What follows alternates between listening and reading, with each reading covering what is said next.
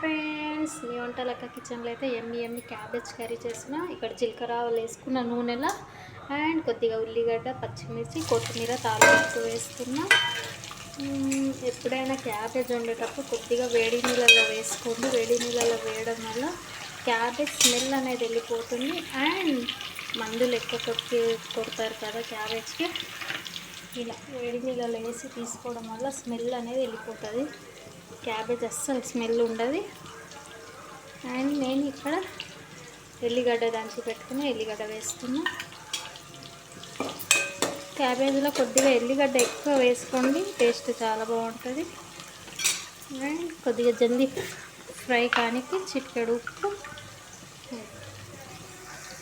మంచిగా ఫ్రై అయింది కదా. ఇప్పుడు నేను ఇక్కడ టమాటా యాడ్ చేస్తున్నాను. ఫస్ట్ నేను టమాటానే ఫ్రై చేసుకుంటాను. కొద్దిగా టేస్ట్ చాలా బాగుంటుంది. ఇలా చేసి చూడండి. క్యాబేజ్ కొద్దిగా టమాటా లైట్గా ఉప్పు కావాలి మనకు. టమాటా ఉడికి ఇక్కడ పసుపు, కారం, ఉప్పు, కొద్దిగా కొబ్బరి పొడి కూడా తీసుకుంటున్నాను క్యాబేజ్ కర్రీకి. క్యాబేజ్ కర్రీ అంటే కర్రీ కాదు, ఫ్రై అంటే ఫ్రై, కొద్దిగా జ్యూసీగా ఉండడానికి. అండ్ ఇక్కడ టమాటాలు అన్నీ యాడ్ చేసేసి ఇప్పుడు ఉప్పు, కారం, కొబ్బరి పొడి అన్నీ వేసినా కదా.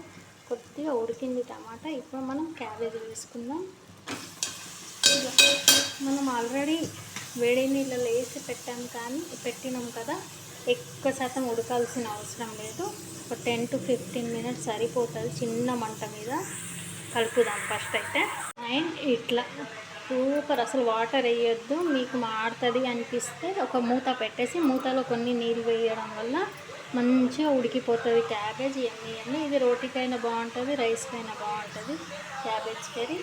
నా వీడియో కనుక నచ్చినట్లయితే లైక్, షేర్, సబ్స్క్రైబ్ చేయండి. ఫాలో చేయడం మాత్రం మర్చిపోకండి friends. Love you all, bye అందరికీ. ఓకేనా? ఎమ్మి క్యాబేజ్ కర్రీ రెడీ.